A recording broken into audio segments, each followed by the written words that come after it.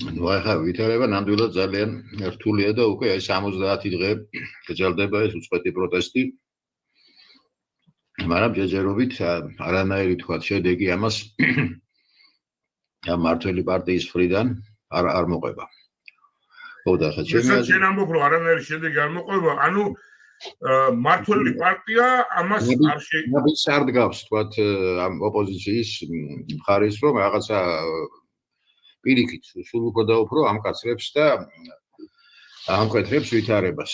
ნუ და სადამდე მივა ეს არ ვიცი, ხო და რისი თქმა მინდა მე რა ისტორია გაიხსენოს ცოტა ისტორია, მე მგონია რომ კერა ეს ვერ მეპარება რომ ამ ადამიანებმა უმეტესობა საკუთარი მშობლიური ისტორია არ იცის და არ იცნობს თავის ერს. და ეს მინდა რამდენიმე ფაქტით თქვათ დავადასტურო ეს ჩემი თვალსაზრისით. ეს სანამ ფაქტებზე გადავალთ, ახლა მინდა ცოტა აგვიხსნა მნიშვნელობა ამის. აი, როდესაც შენ ამბობ, რომ არ იცის ისტორია და არ იცნობს საკუთარ ერს, ეს თქვათ საყვედრო და იმათ დახასიათებისთვის კი არ გვინდა რაც უნდა ისუხნიათ, მაგრამ მე ესე გავიგე, შეიძლება თქვენ რომ ამიტომ არასწორად იქცევია. თავისი კი ბატონო, არასწორად იქცევია, ხო? იმიტომ რომ საფუძველი აქვს არასწორი. ეს იგულისხმება იმაში, რომ არ იციან ისტორია. მართალ უზანებს სავსებით. ხო და ეხლა რომ აი რამდენიმე მაგალითს რომ მოვიყვან, უფრო ნათლად გამოჩნდება ესა. აი რომ არის ორი ისეთი ადამიანი, რომელიც ყველა ქართველმა იცის, გაუგონია ყოველ შემთხვევაში მას შესახებ. ერთი არის თემურლენგი, მეორე შაჰაბასი. ორივე არის, თქვათ, იყო ჩვენი ქვეყნის ისეთი გამორჩეული მავნებელი და მტერი. ხო, მე ხა სკოლიდან სიმბოლოდ იქცა ეს ორი სახელი, სიმბოლოდ იქცა საქართველოს ალბი მტრობისა რა. ხო, კი ბატონო. აი თემურლენგი, რომელიც მე-14 საუკუნეში მე-15-ის დასაწყისში გარდაიცვალა, ცხოვრობდა ისიქო გათურქებული მონღოლური ტომიდან. და ესე ბავშვობიდან რაღაც ეთყობა ეგეთი ის ჰქონდა რა კრიმინალური აზროვნება ამას რომ ჯერ კიდე აი ხმაზვილმა შექმნა ბანდა 3-4 კაცი ყავდა მე თან გაზარდა იტაცებდა რაღაც მე იპარავდნენ ყაჩაღობდნენ ამ ბავშვებს როგორ შეიძლება ჯერ ბავშვები იყვნენ და ერთ-ერთი ესეთი იმისი აი ვიღაცას ცხრებს ართმევდნენ ამ დროს დაჭრეს ფეხში და ეს თემურის სახელი იყო და ლენგი კოჩს ნიშნავდა კოჩლს ნიშნავს და ამიტომ შეერჩა ისტორიაში ამას კოჩლი თემურის სახელი ხო და მე თანდათან და შექმნა უზარმაზარ იმპერია, რომელიც მისი გარდაცვალებისთანავე დაიშალა. ეხლა რომ კიდევ უფრო გასაგები რო იყოს, როგორი იყო ეს კაცი, ერთი ის რომ ჩვენ საქართველოში 8 ჯერ შემოიჭრა ისა 16 წელიწადში. და აიკლო მოკლედ გარდა ერთი მეშვიდე შემოსევისა 7 ჯერ საშინელებები ჩაიდინა. ამ მისი შემოსევის მერე ჩდება ქართულ ენაში ისეთ სიტყვები როგორც არის ნაქალაქარი, ნასოფლარი, ნავენახარი, ნათუძარი და ასე შემდეგ. და ცოტა უკან დაგაბრუნებდა ჩვენი მსმენელისთვის და მაყურებლისთვის მინდა რომ ცოტა განმარტო. ხეშა რო თქვი რომ თავიდანვე ბავშვობიდან ისეთი კრიმინალური აზროვნება ჰქონდაოდა ბანდაში. ეს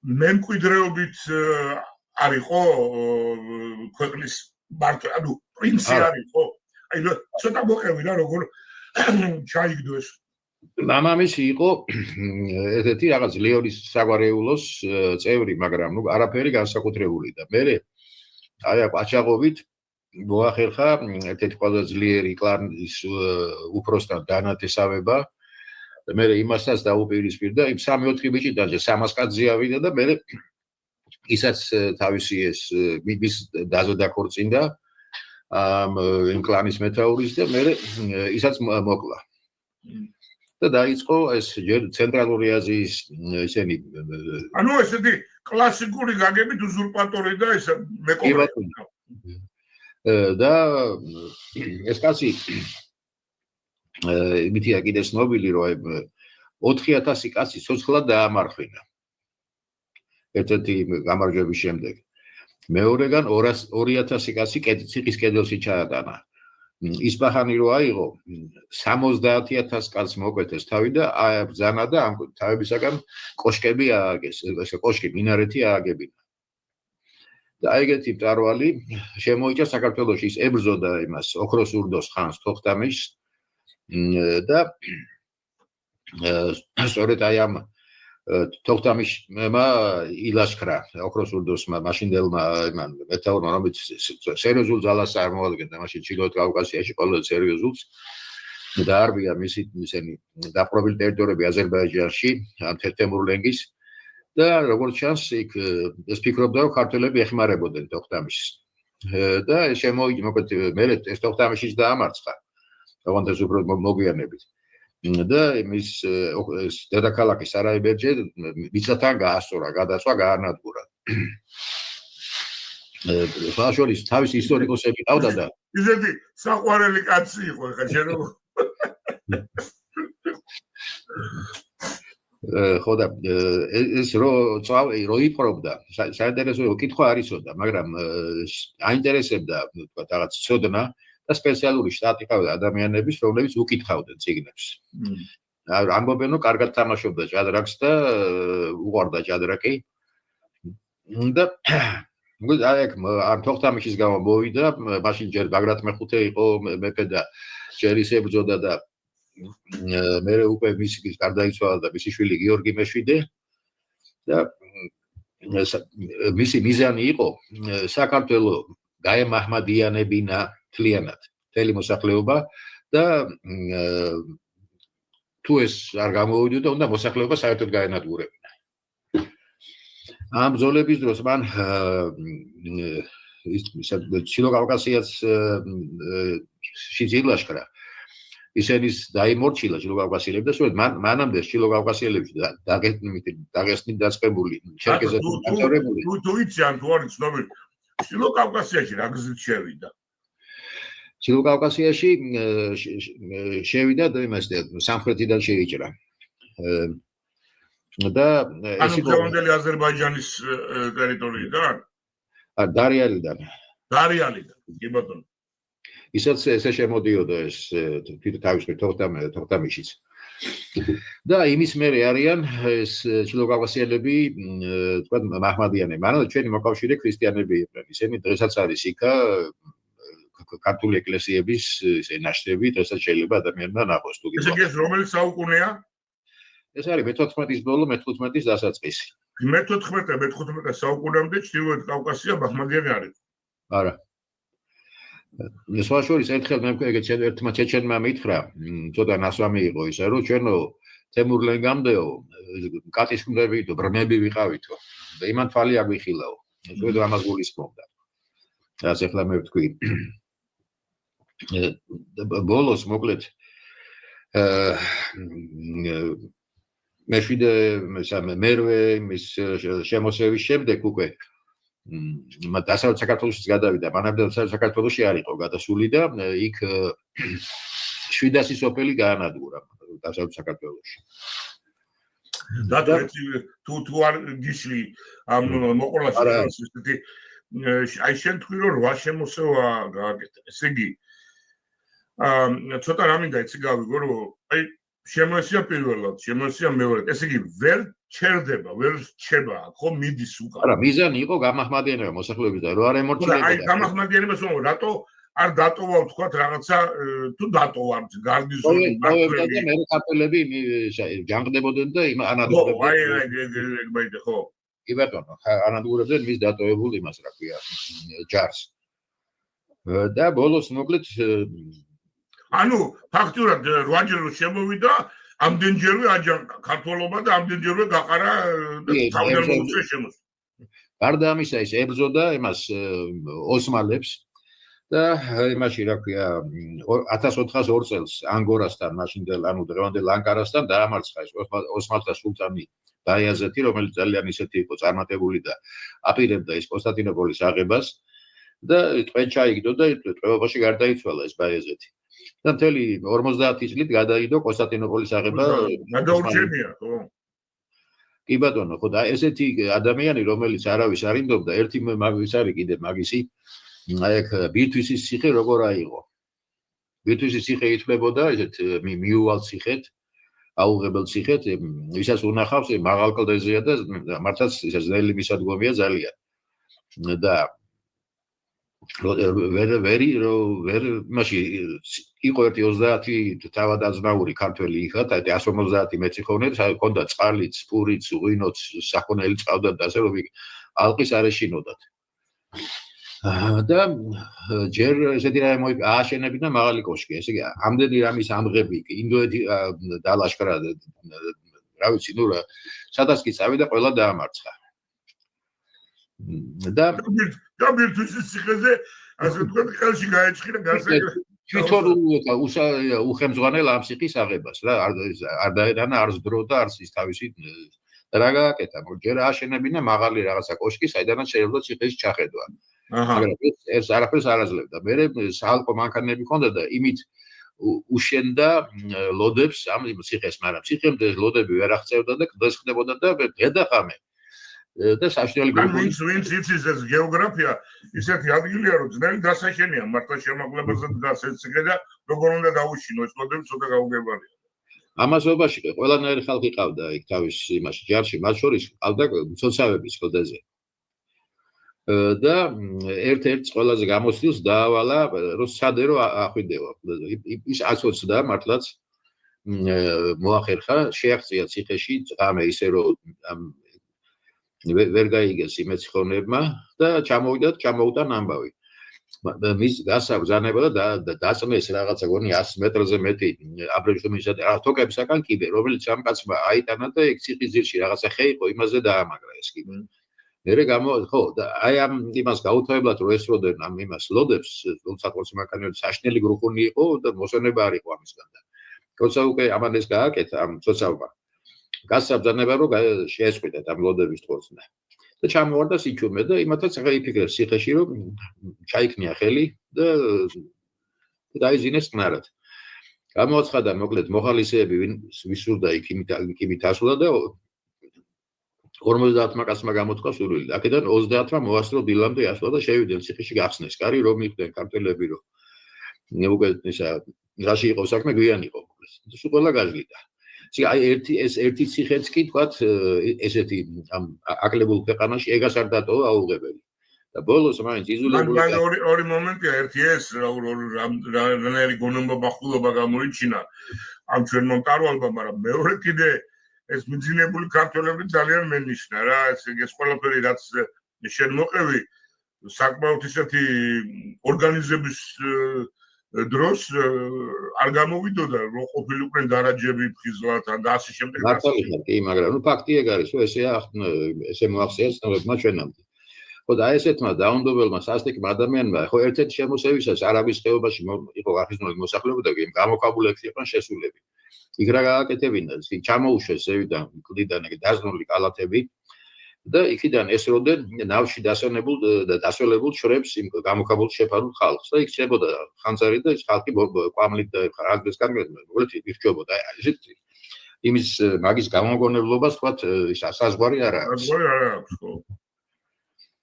ხო და ბოლოს იძულებული გახდა რომ შეერიგებოდა თქვათ ამ ქართველების იმას აქვია ბრძოლას და დათანხმდა იმას რომ მეფე დარჩენილიყო ქრისტიანად ეს გიორგი მეშვიდე და საქართველოს ქრისტიანულ სახელმწიფოდ თუმცა ძალიან დიდი ზარალის პასუხი ეს ძალიან ისეთი სერიოზული რამე თქვი ხო ფაქტიურად აი ესეთმა კაცმა ესეთმა ჯიუტმა და ესეთმა მიზანდასახულმა თავისი ძირითადი მიზანი ვერ შეასრულა ხო ვერა არსად არავისთან ეგეთ რამე მანამდე არ გაუკეთებია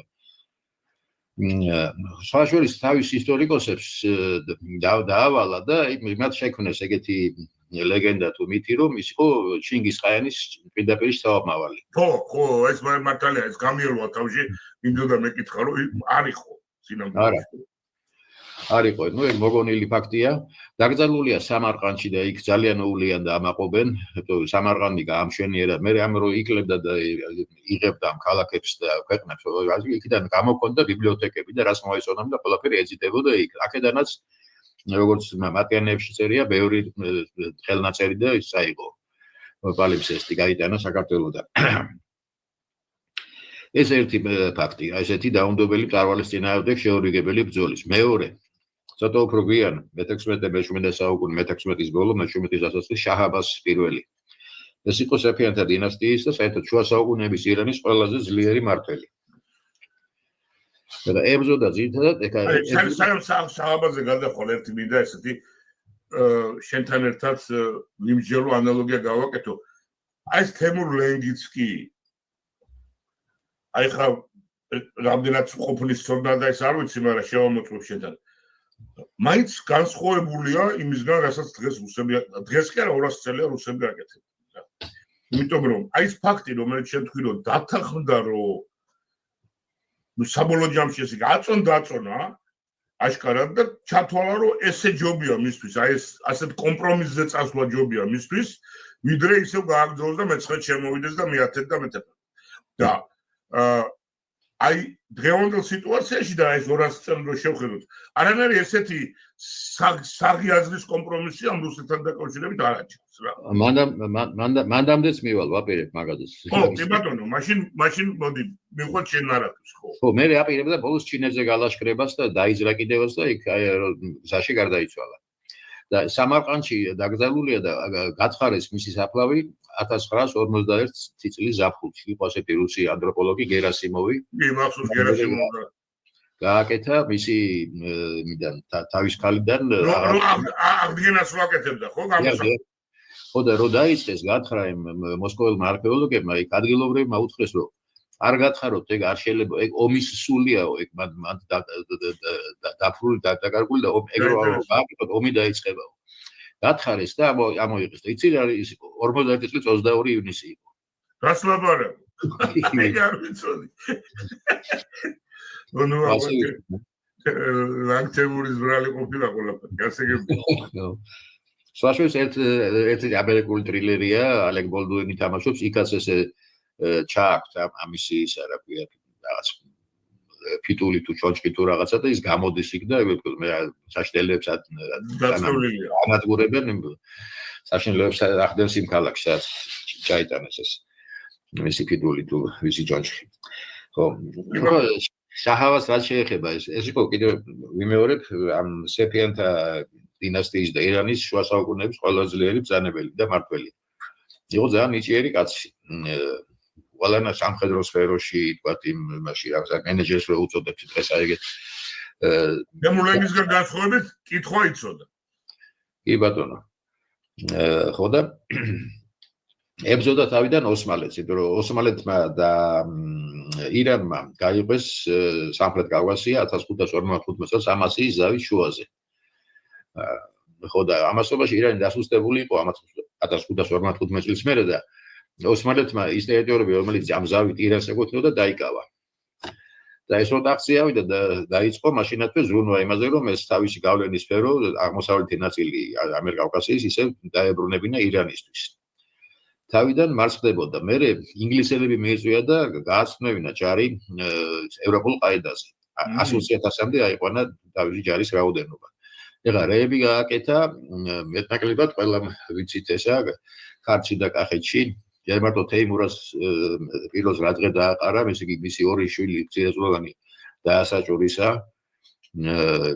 უმცროსი მოკვდა ამ ოპერაციის დროს, უფროსი გაგიჟდა, ამდენიმე წლის ენი იყო ეს ბავშვები. დედა ქეთევან დედოფალი საშინლად აწამეს. მერე ამ თეიმურას კიდევ გაუთავებლად ებრძოდა ირანელებს, ძალიან შეურიგებელი კაცი იყო. ორი შვილი მოუკვდა მეორე პირველი მეუღლისგან ყავდა ის ორი ბავშვი, რომელიც დაასაჭურისებინა შაჰმა. ძალიან ბევრი უდრობა გადაიტანა მასთან ბრძოლაში და კახეთი ფაქტურად გააუდაბურა რა. დიდი ნაწილი გასყდა, თითქმის მეორე ნახევარი ირანში გადაასახლეს, აი პერაიდანში რო არიან დღეს ქართველები, სწორედ იმათი შთაომავლები არიან. ქართლშიც ბევრი უდრობა დაატრიალა. და ბოლოს ეს პერიოდი, როცა გიორგი სააკაძეა და ისაც ებრძვის ხან შაჰს ებრძვის, ხან ოსმალეთს, ხან შაჰის ფარეზე ებრძვის. და ბოლოს ამანაც შეწყვიტა. მიუხედავად ამ ყველაფრისა თავისი ბრძოლა, იმიტომ რომ იმ 120,000-იანი ჯარიდან 60,000 გაწყდა საქართველოში, ქართლ-კახეთთან, არც საქართველოს და სანიმუშოდ რომ გაწვნა იმ ჯარზე არის ლაპარაკი რა, იმ 120,000. დიახ, ევროპულ ყაიდაზე გართული ჯარი. ასე რომ ესაც თქვათ მანდაც გამოჩნდა ქართველების შეუპოვრობა. ეხლა რაც შეეხება უკვე მე-19 საუკუნეს რომ მივადგეთ. მას შემდეგ რაც გაუქმდა 1801 წელს სახელმწიფოეობა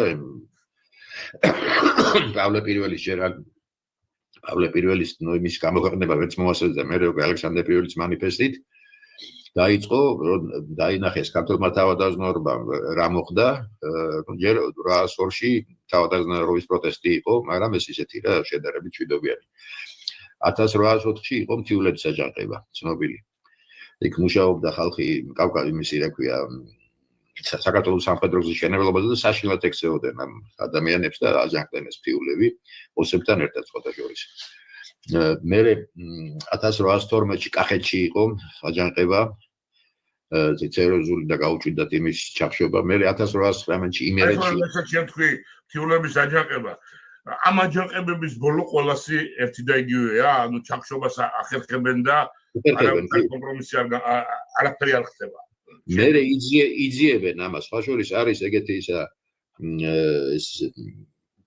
აკაკი ქვია აქტი კავკასკი არქეოგრაფიჩესკი კომისიი რუსულად ასეთია და იქ არის ამ მასალები ერთი ის მინდა გავიხსენო იყო ასეთი ისტორიკოსი შოთა ხანთაძე რომელმაც 60-იანი წლების დასაწყისში მე-20 საუკუნის შეისწავლა ეს აჯანყების მასალები საჩივრები აი ამ აჯანყებულების ამ 802 4 12 19 წლის რას ჩივიან რატო აჯანყდნენ და ციგნად უნდა გამოსულიყო ყავდა რედაქტორად რუსი ისტორიკოსი და აეწყო ეს ციგნეთი 10 ეგზემპლარი მე ერთი მქონდა მათხოვეს და მერე აღარ გამოსცეს ეს რომ მოსკოვმა აკრძალა მის გამოცემა ხა წარმოვიდგინე რომ მე-19 საუკუნის პირველი ნახევრის აჯანყებების შესახებ მასალები საბჭოთა კავშირში 60-იანი წლების დასაწყისში არ გამოსცეს ისეთი რაღაცები ეწერა იქ ესეთი ფაქტია ბევრი ძალიან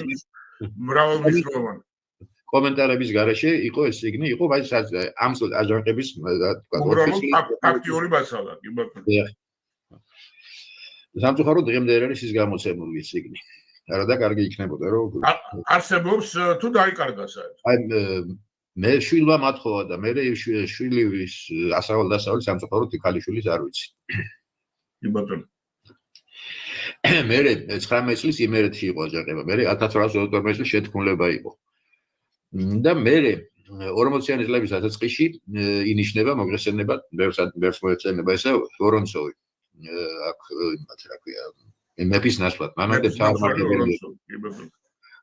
თავმართებლები იყვნენ და მეფის ნაცვლად უფრო მეტი უფლებები ჰქონდა ეს კაცი იყო რუსეთის ინგლისში დიდ ბრიტანეთში რუსეთის ელჩის ვაჟი და იქ სწავლობდა და იქ წლებია გატარებული ინგლისში ჰქონდა გატარებული და უფრო ევროპული მის ყაედის როგორც საზრუნების კაცი იყო და აი ამ ადამიანმა ეგაც ვიცით ბევრი რამე გააკეთა ისეთი ერთი პრივილეგიები მოუპოვა ქართველ იმას თავადაზნაურებს მათ შეელო თავიანთი შვილები უფასოდ სამხედრო სასწავლებლებში გაეგზავნა და კიდევ მთელი რიგი ის მიწები ვისაც ბევრი იყო შეტანილი რა ქვია საქმე სასამართლოებში და ეწყო უამრავი საქმეები და ეს საქმეს დაზრა მანამდე პასკევიჩის დროს და სხვების წინარ მიდიოდა ეს საჩივრების განხილვა და სხვა საჯარო ბიბლიოთეკა გახსნა თეატრის ჟურნალი გამოვიდა იქ ქართული თეატრის ჩაიყარა საფუძველი და სხვა და შეიცვალა ვითარება ეხლა მე იმას კი არ ვამბობ რომ ვორონცოვს უნდა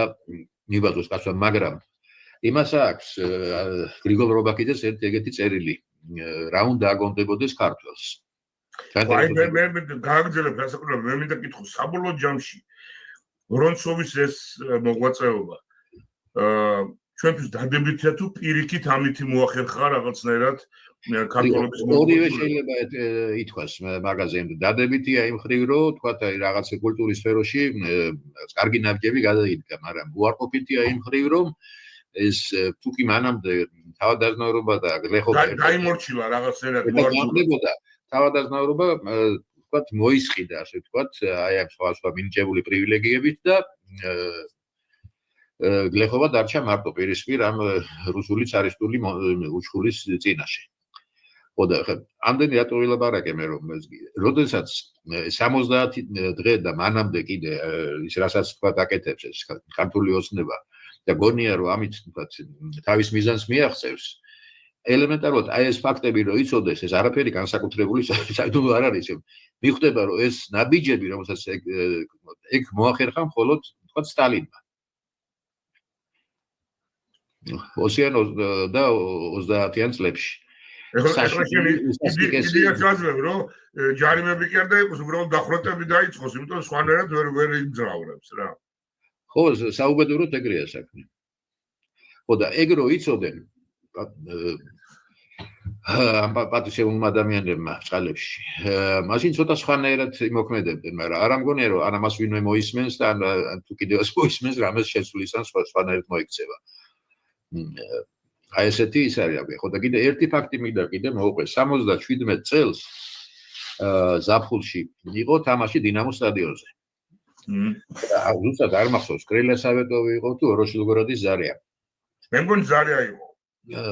იცი ხო რას ის მოყოლას ხო და საჯმა საშინლად იმსაჯა და ეს ხალხი გამოიყვანა მწყობრიდან მაყურებელი.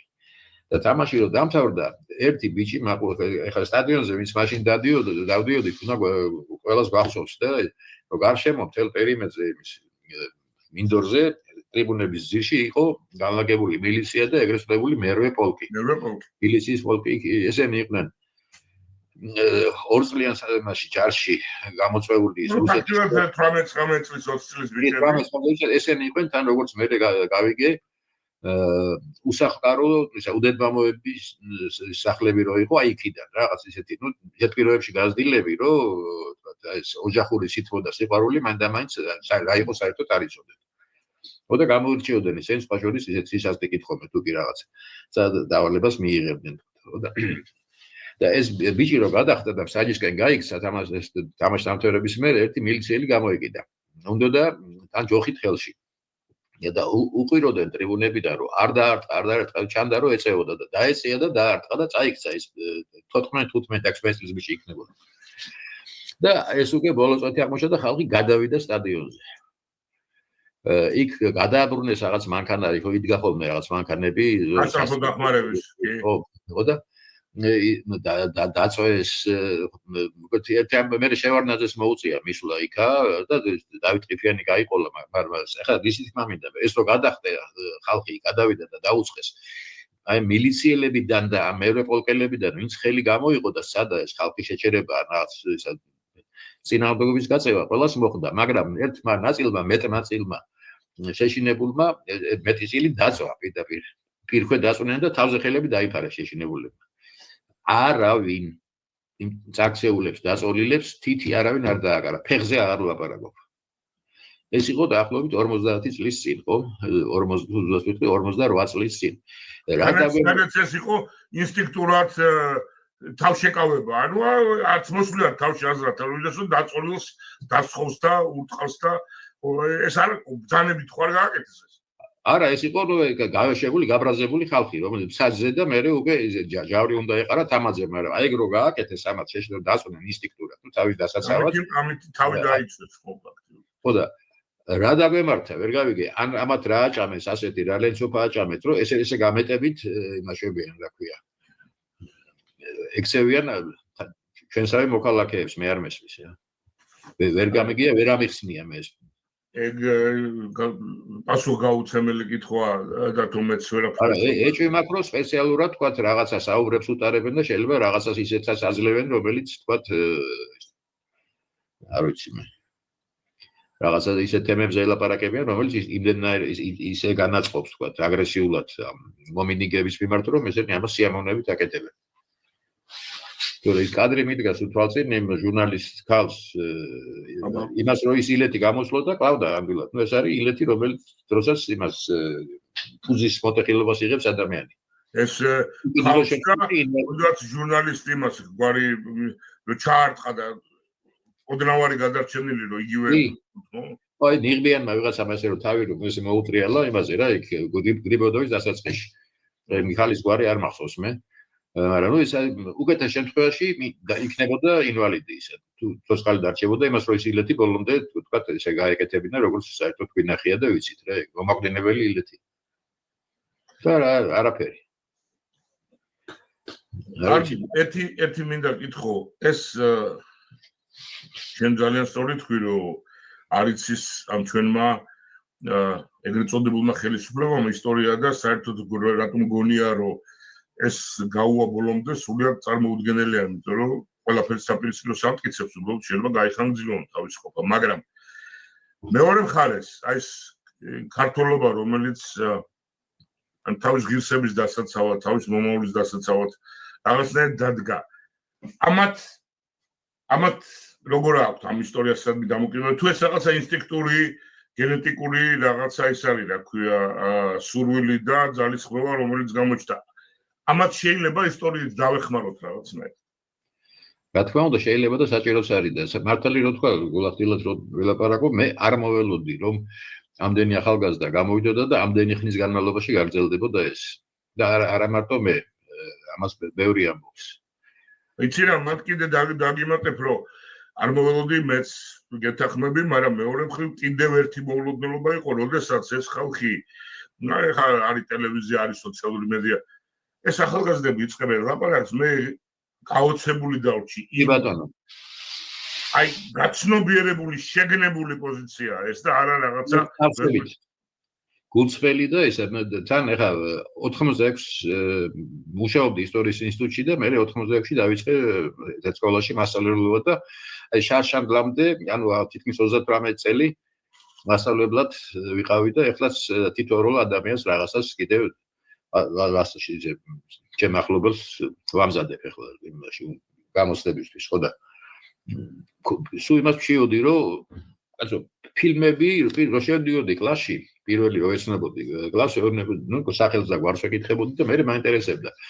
რა გაქვს, რომელი ქართველი მწერლების ნაწარმოებები გაქვს წაკითხული, რა ფილმები გაქვს ნანახი, რომელი კომპოზიტორის ნაწარმოებები გაქვს მოსვენილი და ისეთ პასუხებს ვიღებდი, რომ თემი ყალზე მიდგებოდა, რომ ვაიმე, რა გეშველება ეს, ამათ არაფერი არ იციან, ამათგან რა უნდა დადგეს.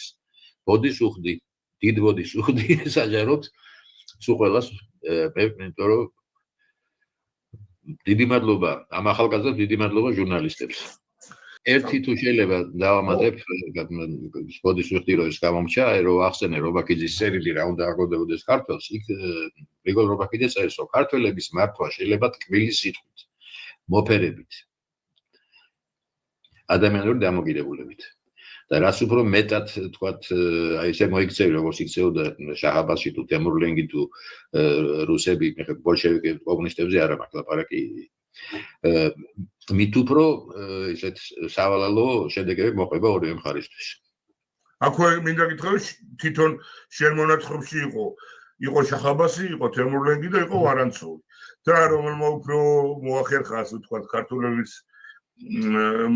მორჯულება, ესეც გასაგებია. ივანიშვილის ვარანცოვობის არ ამჯერა მე. არა, ხო. მაგრამ ხელიდან გაუშვა, ვარანცოვობის შანსი ჰქონდა. არა მარტო მაგან. არა მარტო მაგან, მართალია.